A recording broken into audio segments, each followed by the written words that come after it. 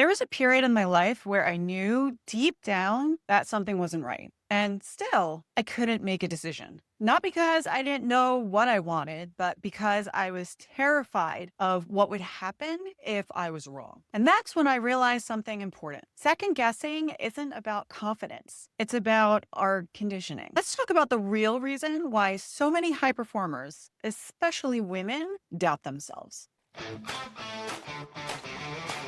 If you're new here, my name is Corrie Lowe, otherwise known as Corrie Logitis. I'm a keynote speaker, leadership strategist, and author of the upcoming book, The Five Overwhelm Culprits. And today we're talking about why so many high performing, capable professionals struggle to trust themselves, even when they're objectively good at what they do. Most people think that second guessing is a confidence problem. It's not. Second guessing is a validation problem. You weren't taught how to trust your inner knowing. You were taught how to assess risk based on other people's reactions. From a very young age, many of us learned things like don't be wrong, don't disappoint people, don't make the wrong move, don't rock the boat, don't make a decision unless you're sure it'll be approved. So instead of asking, what do I know to be true? You're trained and conditioned to ask, how will this be perceived?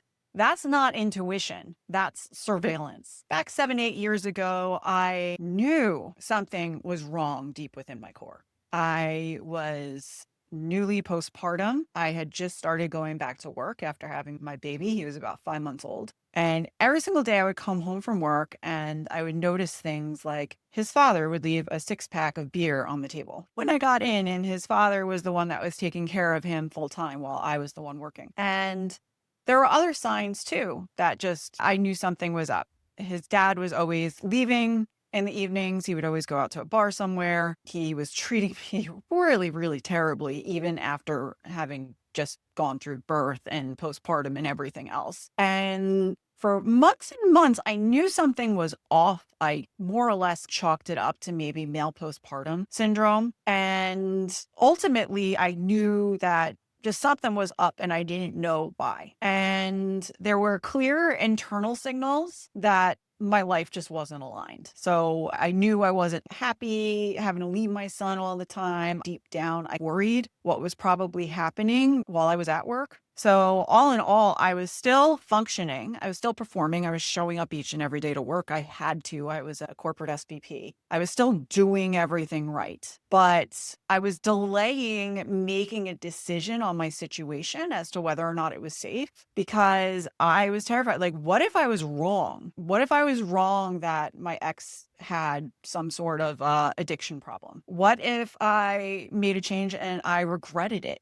What would happen if I did decide to separate and leave? What if I blew up my life in the process? I had worked so hard for so many years to have this great apartment in a desirable part of New York City. I had a kid. I had everything on my checklist for life. I wanted to be married. I wanted to have a great apartment. I wanted to have a kid.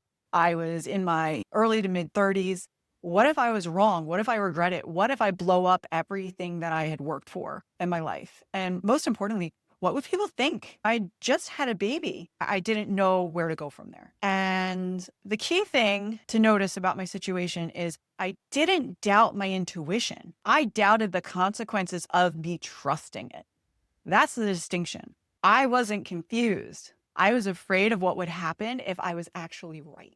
This is why high performers struggle with decision making more than anybody else, because the stakes are higher. The visibility is higher. The consequences of being wrong feel absolutely catastrophic. So instead of trusting yourself, you ask for one more opinion. You do what I do. You wait for more certainty. I ultimately did not leave until I went to see a therapist about something that was going on. And she basically straight up told me, Corrie, you're in an abusive relationship. You need to leave. And then what really made things certain for me was one day my ex threw something at me. I don't remember what that thing was, but I knew right then and there, I was like, okay, I have my proof now. I need to go. So a lot of times waiting for certainty. Instead of trusting yourself, you may delay decisions you already know the answer to, which was definitely true in my case. You maybe outsource your situation to people who aren't living your life. You're asking other people outside of your situation. Second guessing isn't a lack of confidence. It's over trusting external validation. And this is where gender conditioning really matters. So I talk about this in my book for a reason. This is based on data, statistics. There's so much of it in my book. Feel free to check it out.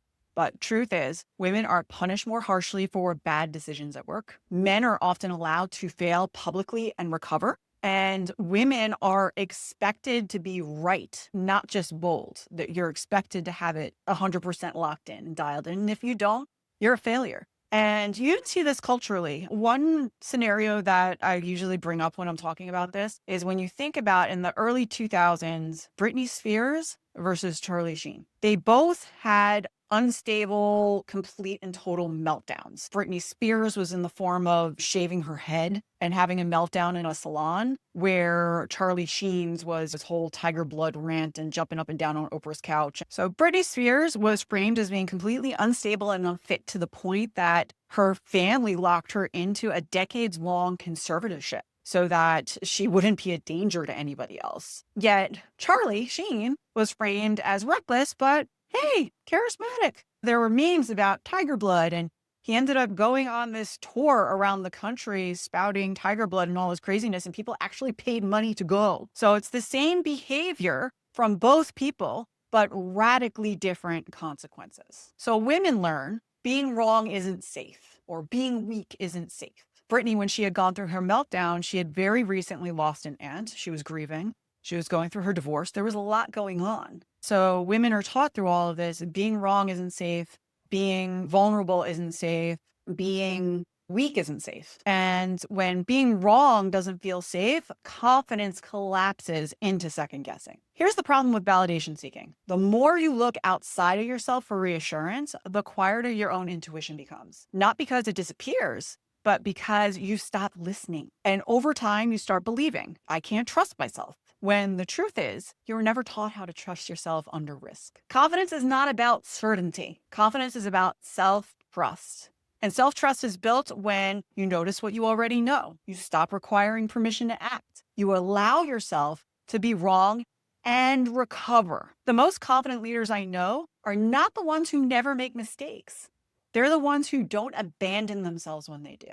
So here's one question I want you to start asking. Do I already know the answer, or am I waiting for permission? If you notice you're asking 5 people the same question, that's not research. That's validation seeking. Clarity comes back the moment you stop outsourcing your trust. And this is exactly what I break down in my upcoming book, The 5 Overwhelm Culprits, Strategies to Save Your Sanity Without Sacrificing Your Success, which is launching on May 12th. There's an entire section on confidence, conditioning, and self-trust, especially for people who lead, decide, and carry responsibility for others. So if this episode resonated, take my free Overwhelm Culprit Quiz linked in the show notes. It'll help you to identify what's actually stealing your confidence right now. Make sure you subscribe, share this with someone who's second guessing themselves too. And I'll see you on the next episode. Thanks for checking out The Next Step with Corrie Lowe. If this episode resonated with you, share it with a friend, subscribe, and leave a review. Together, we'll transform overwhelm into action, and we'll keep taking the next step towards confident leadership. See you next time.